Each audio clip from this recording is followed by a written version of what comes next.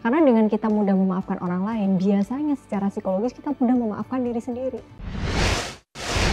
Karena kalau maafin orang tuh mungkin orang masih relatif bisa melakukannya. Tapi kadang kata-katanya memaafkan, tapi dia tidak memaafkan dirinya sendiri. Ya. Artinya gini, yang bisa menutup pintu taubat itu hanyalah keputusasaan kita. Kalau pintu taubat dari Allah nggak pernah ditutup. Nah kadang kita itu nggak memaafkan diri kita sendiri atas kesalahan-kesalahan kita di masa lalu, sehingga kita nggak pernah bisa taubat karena kita putus asa. Nah itu ngelola agar kita bisa memaafkan diri kita sendiri itu gimana sih? Sebenarnya hakikat memaafkan dalam psikologi itu level tertingginya nih ya Bib. Pada saat kita kesel sama orang, kita memaafkan dan mengikhlaskan itu bukan hanya untuk orang itu tapi untuk diri kita sendiri. Nah, level tertingginya itu. Untuk diri kita sendiri. Iya, misalnya nih ya, kita kesel sama seseorang atas sebuah kejadian. Kalau kita mengikhlaskannya, kita sampai pada tahap yang saya memaafkan dia, itu untuk kebahagiaan saya. Sehingga perasaan damai ini akan membuat saya bisa merangkul dia dan mengikhlaskan kejadian kemarin. Itu level yang paling sulit sebenarnya. Karena dengan kita mudah memaafkan orang lain, biasanya secara psikologis kita mudah memaafkan diri sendiri. Iya. Contoh misalnya gini nih, kadang-kadang orang yang marah sama orang lain, dia akan cenderung keras sama dirinya juga. Oke, contohnya. Jadi gini, misalnya kita nggak bisa mentoleransi ya keterlambatan orang lain gitu. Atau kita nggak bisa mentoleransi kesalahan orang lain. Artinya dia punya satu perfeksionis terhadap ekspektasi dia, orang tuh harus sempurna.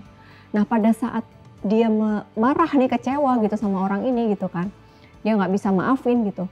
Satu ketika dia yang terlambat, dia akan merasa benci banget sama dirinya sendiri. Nah itu yang bahaya. Artinya belajar memaafkan orang lain itu adalah proses terapi juga untuk kita jadi memaafkan diri sendiri. Dan gimana ya, kita memberikan ruang kesempatan buat diri kita bertumbuh dan orang lain bertumbuh, itu level memaafkan dalam psikologi yang paling membuat kita secara mental lebih sehat. Bahkan banyak riset yang itu membuat jadi kesehatan fisik kita itu jadi lebih sehat juga gitu. Iya. Bisa tekanan darah, tensi, gula darah, itu ada penelitiannya tuh Habib. Iya, jadi bahkan secara fisik ya, orang baik itu jadi sehat. Mudah memaafkan diri sendiri maupun orang lain itu mempengaruhi kesehatan fisik mereka. Makanya cobalah kita belajar memaafkan dan untuk diri sendiri, itu yang paling susah. Aku ngerasa banget tuh Mbak Ana. Misalnya kalau kita lagi marah tuh, muka kita merah. Aku sering banget. Terus kepala kita pusing. Terus mata kita tuh berkunang-kunang. Iya. Kayak gitu. Kayak sampai kadang keluar air mata yang kita nggak ingin keluarin itu air mata. Itu tuh aku jadi ingat nih Bib. Ini aku belum bayar tagihan internet Bib. Waduh, itu malah bukan marah, dimarahin. Iya, ntar dimarahin ya Bib ya. Maaf aku potong nih. Karena ini sekarang udah tanggalnya nih Bib. Dan aku mau bayar dulu lewat My Indihome. Langsung nih. Oke, bentar ya Bib ya. Takutnya nanti aku tidak bisa memaafkan diri sendiri yang terlambat bayar internet. Oke. Ya, cepet sih Bib sekarang. Karena ada My Indihome ini tuh memudahkan kita banget untuk membayar. Iya. Oke. Selesai Bib. Enak banget kan ada My Indihome. Jadi gak ribet ya? Jadi gak ribet. Bentar doang. Iya, dan ini aku set reminder aja, udah tinggal tanggal sekian, langsung pakai My Indihome, beres. Gitu. Oke, tadi gimana Bib, lanjut? Nah itu soal memaafkan juga gini. Yang paling berhak untuk marah kalau kita salah itu kan sebenarnya adalah Allah. Sedangkan sifat utama Allah itu adalah pemaaf, maha pengampun. Maka kalau kita nggak bisa memaafkan orang lain termasuk diri kita sendiri, maka itu malu banget ke Allah. Karena Allah aja yang berhak tapi memaafkannya. Sedangkan kita, yang kita sebenarnya nggak berhak. Karena setiap kita pasti punya salah. Apalagi kepada diri kita sendiri. Allah aja memaafkan kita setiap yang mau bertobat. Kenapa kita nggak memaafkan diri kita sendiri?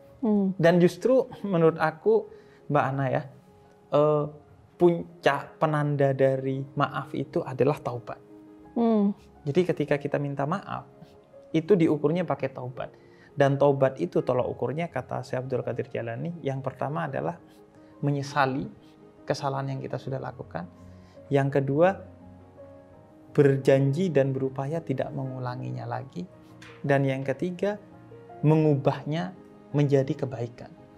Jadi awalnya kita bikin salah, kemudian kita gak bikin salah lagi sebagai wujud taubat kita, dan malah kita berubah menjadi pribadi yang baik. Ini sesuai sama prinsip aku nih, Bib. Kadang kalau aku marah gitu ya, aku berusaha untuk belajar to love again, mencintai lagi, to do again, and then to try again.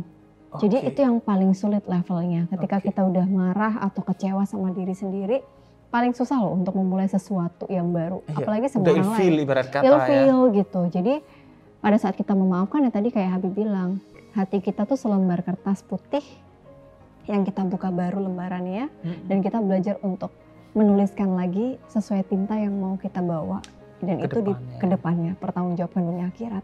Dan ini malu pada diri sendiri karena kita juga pasti punya salah.